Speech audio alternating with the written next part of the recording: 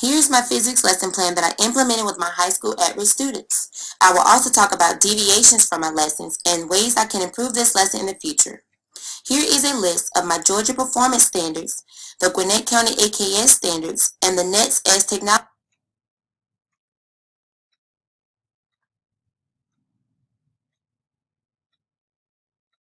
Standards for students.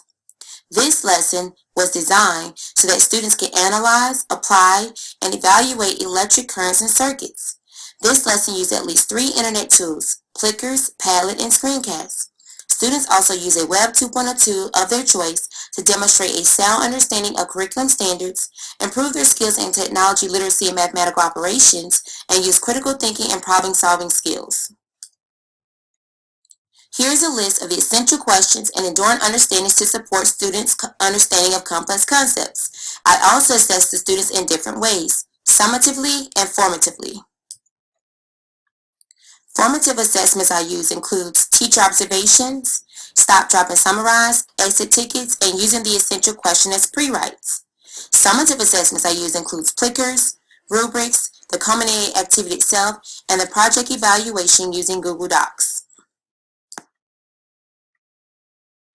Here is the Google Doc evaluation that the students use to complete the project.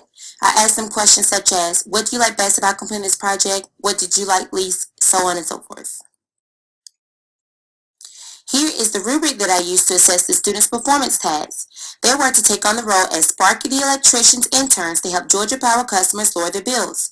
So here's what I assessed them on: their engineering, design, and innovations, the calculations that they completed, the diagram and design, and of course the technology component. As a culminating activity, the students had a goal. The role was of course to be the intern. The target audience was the Georgia Power customers, and the standards for success was that the students would be assessed on their neatly designed circuits, how they wrote up the information, mathematical calculations, and they had to use the rubric to guide their final product. To keep myself organized, I created a lesson concept map. Here it contained the overarching enduring understandings I wanted students to take from the lesson. Moreover, I also created a scope and sequence so that I could address the topic or skill, activate background knowledge, have evidence of learning and assessments, and each day I also ensured that I use a technology component such as Fed online simulations, the smartboard, Web 2.0 tools, and their personal laptop computers. Classroom management strategies included planned seating arrangements, reviewing technology expectations throughout implementation, and differentiating instruction to meet the needs of my learners. I could have students work in pairs, at times they work independently, and then I randomly assign groups with color codes to meet the needs of my special ed, EBD, and ADH kids. Moreover, I provided lots of resources and ensured equitable access to technology for my students to assist in the creation of their final products. Students could also work with the local LSTC to check out a personal computer if they needed to finish the project at home. Here is an example of a student work sample, and as you can see here, I have the 3-color writing prompt. This is also the rubric that I use to assess the students, and let me show you a good example of a final product.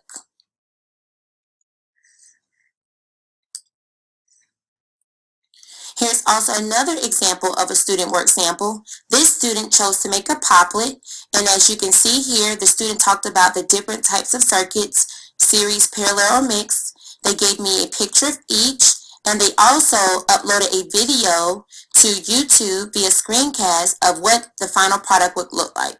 So let me just kind of show you a video, and I'm going to fast forward it so you can see the final product.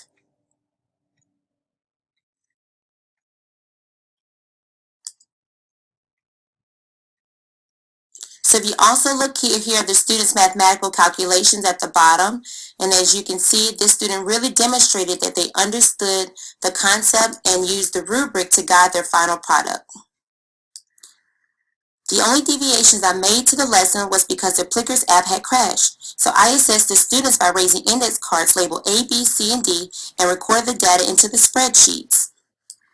Here's also a sample of my Plickers summative assessment on electric currents and circuits.